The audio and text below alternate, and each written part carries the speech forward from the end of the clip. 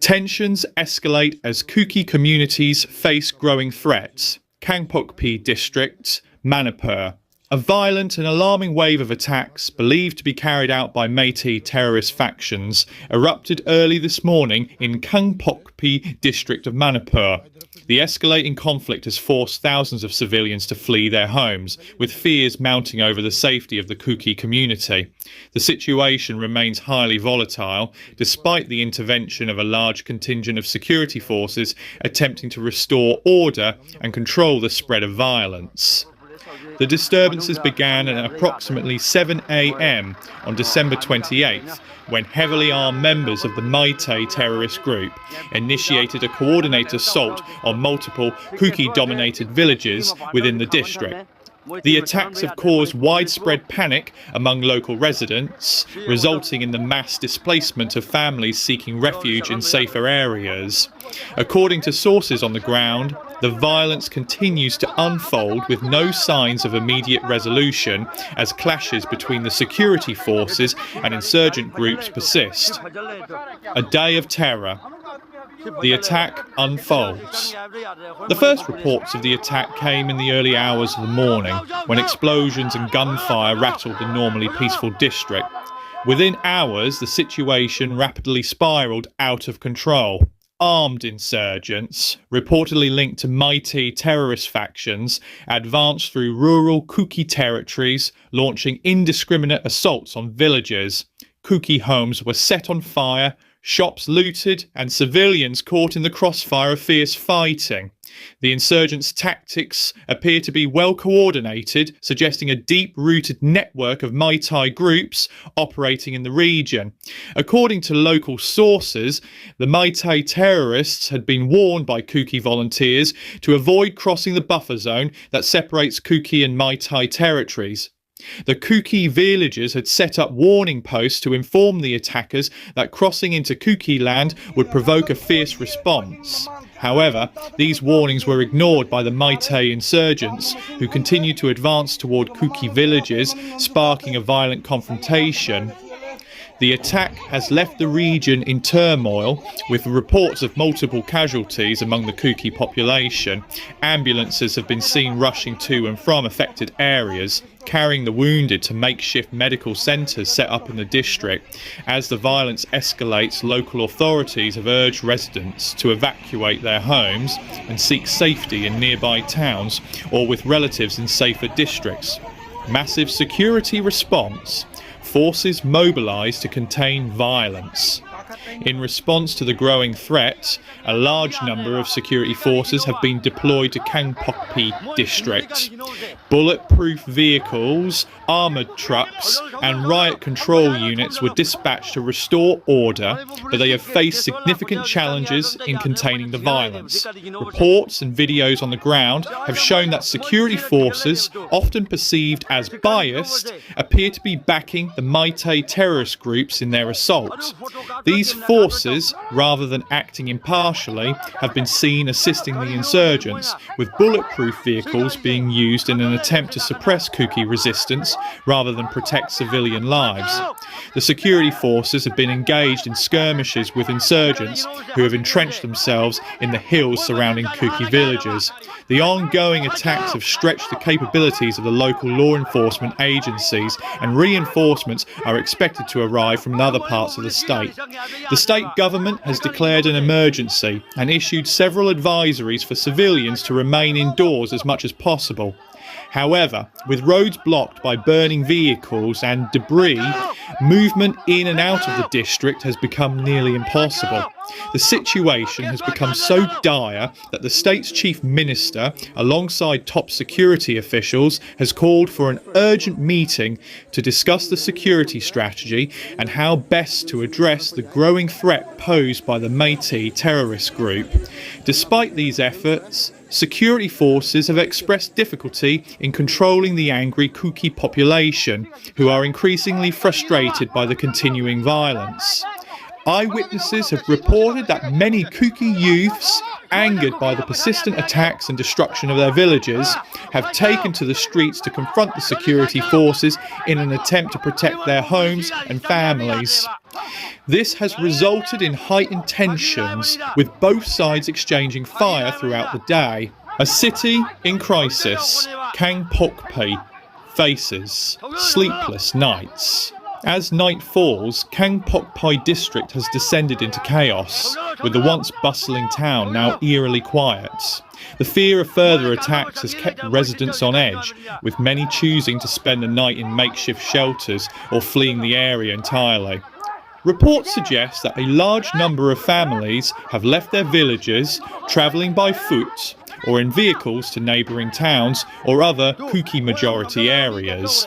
The local economy, already reeling from the long-standing ethnic tensions between the Meitei and Kuki communities, has been further destabilised. Shops have been looted or closed, and essential services such as schools, medical centres and markets have been shut down in the wake of the violence. Meanwhile, local hospitals are struggling to cope with the influx of injured civilians, with medical staff working around the clock to provide emergency care. In the face of the worsening situation, the state government has called for peace talks, but these have so far been unsuccessful in stemming the violence. The continued attacks by the Meitei terrorists have left many questioning whether there is any real hope of a peaceful resolution to the ongoing crisis. The Meitei insurgents, believed to be part of a larger, well-organised network, have shown no sign of backing down, and the Kuki community has vowed to defend their land at all costs. The political and social implications. The ongoing violence has deepened the already tense political and social divisions between the Meitei and Kuki communities in Manipur. The Meitei community, which is predominantly concentrated in the Imphal Valley, has historically been at odds with the Kuki and Naga communities in the surrounding hills. The rivalry has often manifested in violent clashes, particularly over issues related to land, ethnic identity and political autonomy.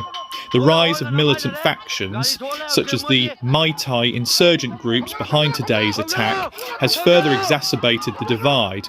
The Kuki community, which has long felt marginalised and underrepresented in state politics, has sought greater autonomy and protection from the state governments. The Métis groups, on the other hand, argue that their dominance in the valley should be preserved and have resisted calls for increased representation of the hill tribes.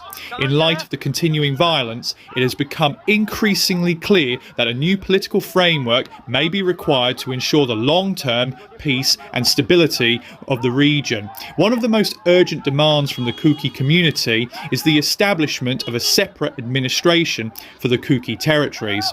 The Kuki leadership has called for a distinct administrative structure free from the control of the Meitei-dominated state government, which they argue has been insufficient in addressing the grievances of the Kuki people. Advocates for a separate Kuki administration believe that such a move would be crucial for de-escalating the current conflict. By creating a more autonomous governance structure for the Kuki people, it could help reduce the ethnic tensions that have fueled the violence. Additionally, this move could provide the Kuki community with greater political representation and resources to address their needs without relying on the state government, which they view as biased. The human cost, civilians bear the brunt.